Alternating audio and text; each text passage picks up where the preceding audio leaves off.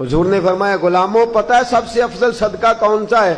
ایک صحابی کہنے لگے حضور یتیم کو دینا۔ فرمایا نہیں۔ سب سے افضل صدقہ کون سا ہے یا رسول اللہ؟ مسکین کو دینا۔ فرمایا نہیں۔ سب سے افضل صدقہ حضور مسافر کو دینا۔ فرمایا نہیں۔ سب سے افضل صدقہ یا رسول اللہ مجاہدین اسلام کو دینا۔ فرمایا نہیں۔